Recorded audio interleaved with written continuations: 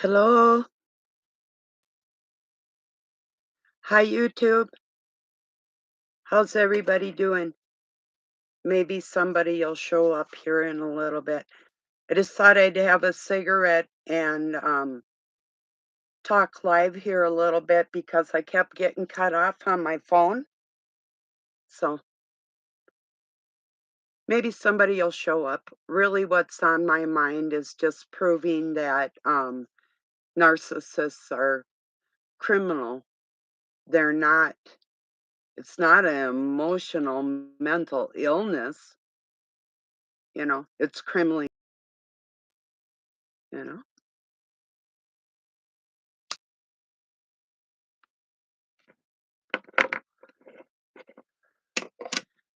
Yeah, give me a heads up if somebody's out there. Cheers.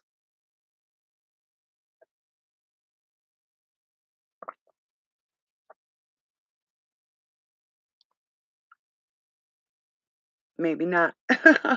I was going to give you some heads up, and I thought, well, it doesn't matter because I'll just speak what's on my mind and we can, it'll be out there and people can listen to it later if you want to or whatever. So I'll just chat what's on my mind and try and recap if somebody shows up. So, yeah.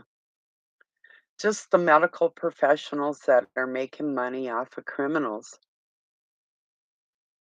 How many of them criminals would need to probably benefit talking from somebody with God in their heart more than they would somebody who wants to make money off of textbook outlook on who they are as an individual, you know? If you're gonna follow a textbook because you're getting paid in a state, how could you possibly say that you're gonna connect with an individual on a personal level? You couldn't. It would be impossible because everybody's so different.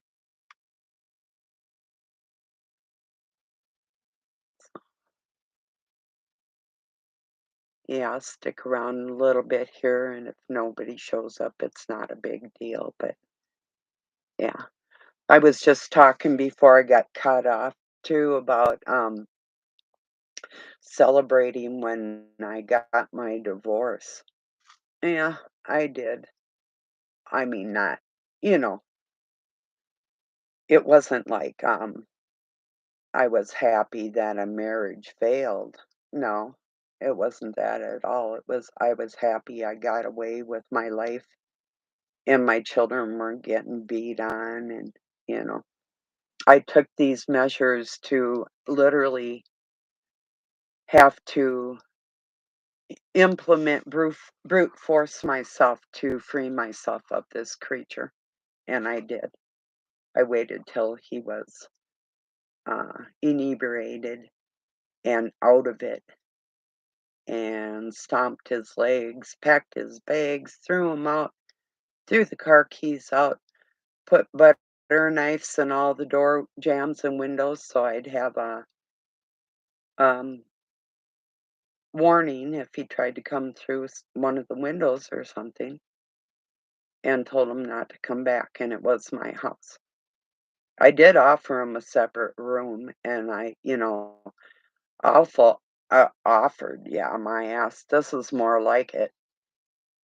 I started hating him when I watched him smack. I walked into a room and he beat his son in the head to the ground, and I did want to, retaliate in the worst of ways at that moment. It was one thing hitting me, but and even spanking the kids, but beating your child? No way, you know? I'm not into people slapping and beating on children or kicking them or anything. I will mess you up. I ever see anything like that in my life. Talk about citizen's arrest. Yeah. Person was lucky to walk out of there with his life, to tell you the truth, because I was thinking about it often, and that's when I have to separate myself from somebody. It's like, "No, that's not a good thing, not at all." Now that is emotionally disturbed, battling the criminally insane. There's a big difference.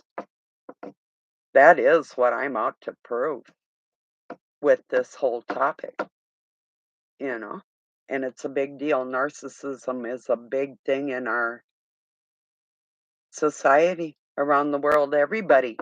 I mean, there's a lot of people that think that it's desirable to be a narcissist, to be a bully, to push people around, but it's not.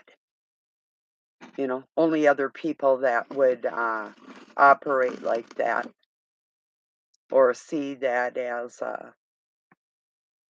some kind of valuable virtue in life, then they would have screws loose too, just like that. Because there's enough on this planet for everybody. Everybody could have a home and a car, and I'm not calling for any kind of a socialist global type of um, one community type of thing like that at all. But even within like bartering or trading, like if you're a farmer and you know a carpenter or whatever, that type of thing, but there's still enough to go around, and there's ways we could do things in this world that we really don't need any kind of institutes telling us what to do, you know. Look at how the Native Americans still run their communities, you know. And you could say this or that or whatever. I'm talking without the advent of alcohol, and the ones that are very clean cut, white picket fences, flower beds in front of their homes, and some people that I am related to, and run their societies the way it should be, run their towns and their communities with a loving hand of a family feeling towards the people in the world. That's what got most of them killed. But yeah, they sure get a bad rap for their mode of dress when they show like half naked natives. These are people like Aztecs and different, like in warm climates. Um, and what you see in North America, for the most part, are not what is depicted in magazines and the rest of that nonsense. Uh, it's just like Pocahontas. Also, I'm part Powhatan, um, and part Sioux. Um, she could make her own clothes and build her own home by the time she was 12, but she was kidnapped and raped and taken over to England, and she was abused to death. She died from, they say, tobacco. That's what they say. I say that's a fucking lie. Oops, excuse my language. Yeah, it's a lie. Then her descendants came back here too. The one that they said she had. So anyway, it's the same thing what they did with the Moors too, from Africa, and taking them to England, bringing them to the Americas, and then taking them to England and making slaves out of these people, out of people that were actually royalty. How's that for a kick in the buns, right? Yeah. Yo ho, Phoenicians. Go, go, Roman Empire. You know, they haven't left. It's the same ones doing the same crap as they always have.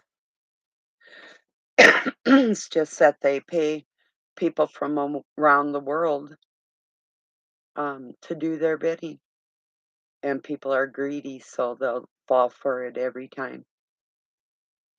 And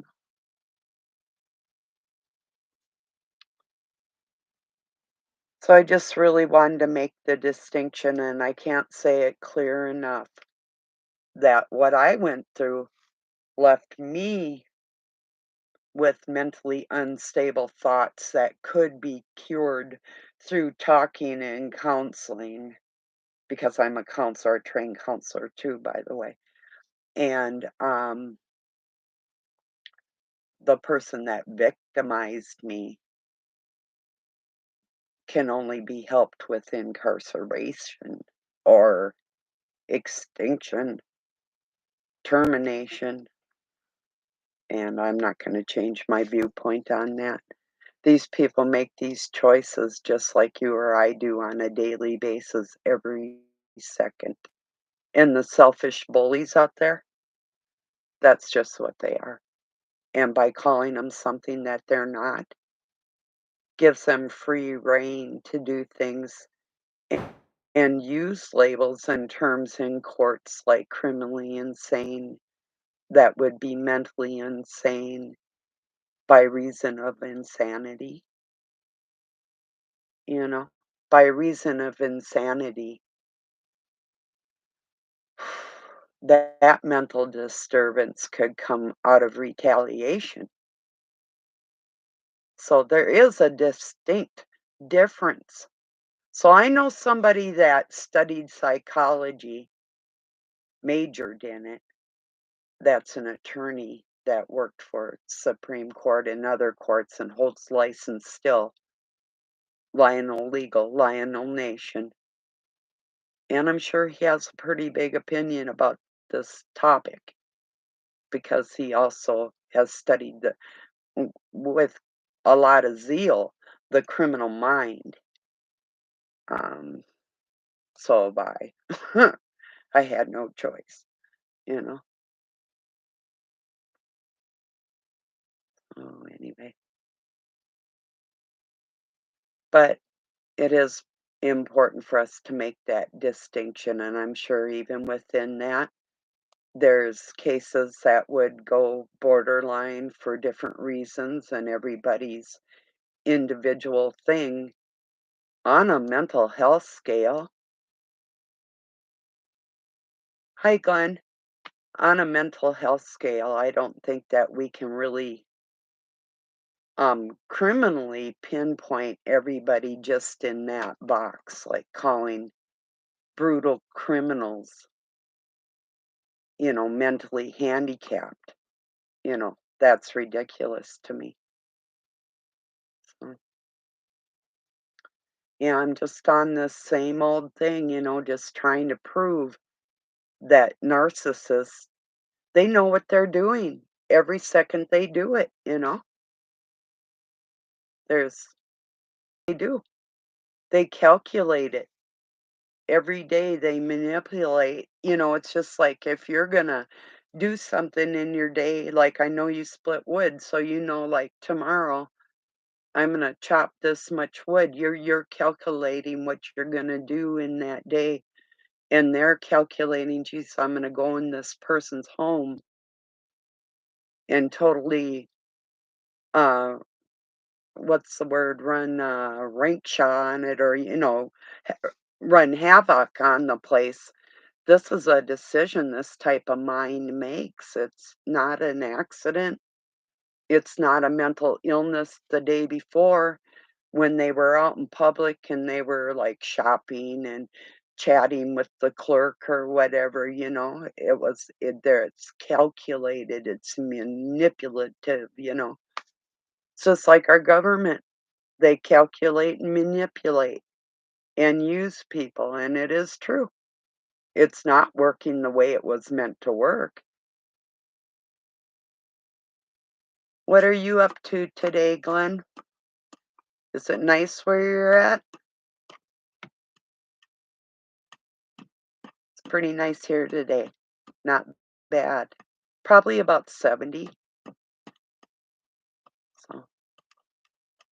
We still got a little bit of snow behind the shop that's melting, which is a little nuts for this time of year. 40s? Whoa. Holy cow. You must have had, like, rainstorms or something, huh? Where are you at, if you don't mind saying?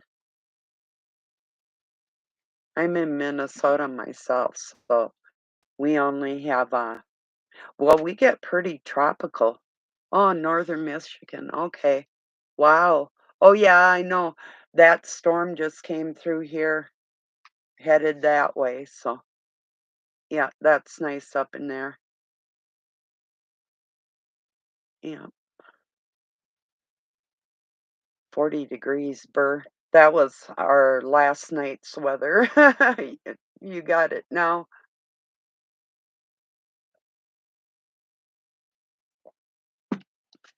Yeah. Oh, we gotta I'll take a video of our wood pile that we got. A friend, had just a whole boatload, well, more than a boatload, several truckloads of, lengths of, like, 2 or 3-year-old dried wood, so we made a deal with him, and so now we got a huge, huge pile, like, we got enough for the winter already, but, yeah, we got more to come too. Oh, hey, cool. Your daughter is a runner. Awesome. I hope she does well. I just had a granddaughter, that loves school. I have no idea what's wrong with this child. No, no.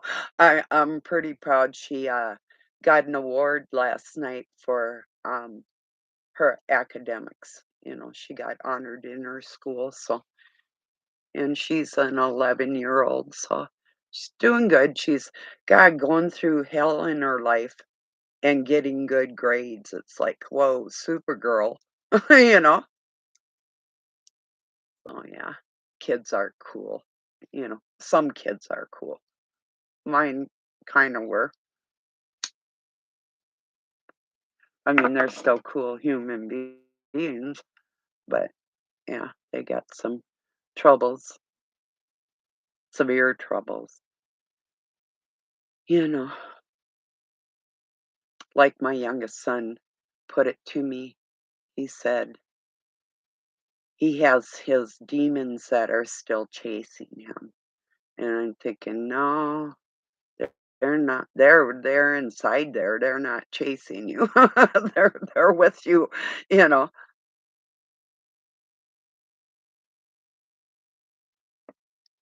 Yeah, and they got names too, you know. So,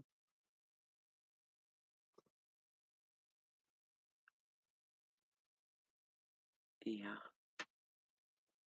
it's really quiet here today, just amazing. Oh, it's pretty cool. Doug got a pair of Reebok, um, uh, what do you call them? Like I've got my combat boots. He got his today, and he's got a shorter pair and a shorter pair of Reebok tennis shoes, and he just loves them. He's like, I said, "See why I call them my dancing shoes?" Like, the first Reeboks I had were, a white pair of high top leather with pink trim, and then the second pair I had was, like, a low cut one that was white and pink, but they're just so comfortable, just incredible. At least I like them. They fit my foot, so, yeah. Oh, yeah.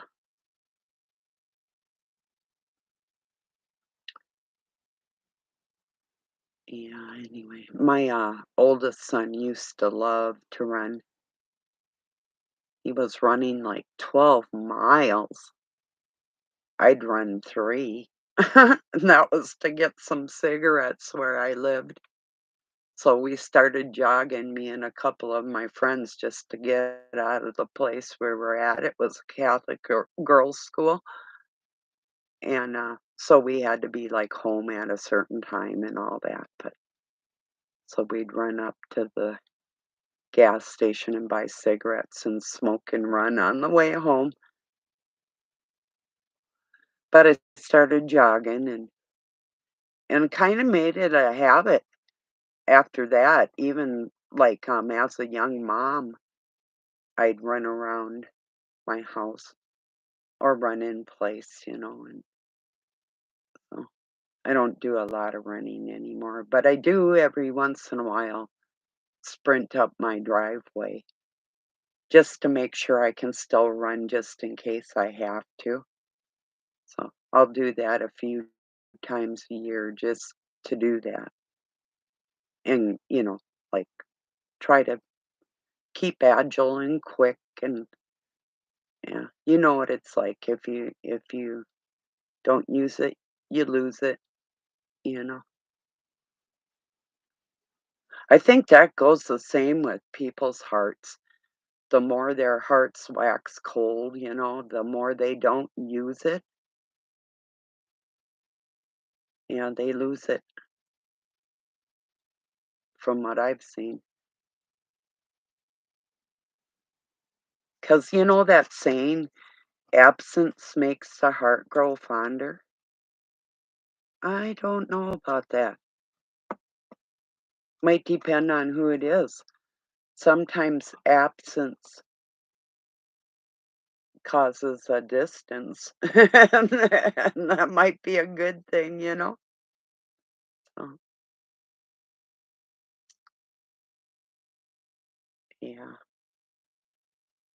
Well, hey, I'm gonna let you go. I'm gonna, roll some more cigarettes and get ready. I gotta carry a dishwasher in and out later on and do some stuff, so I'm chilling now, but to get ready, and my arm's still sore too, where I hurt this when I broke it when I caught Doug. I caught him on my shoulder and broke it here and here.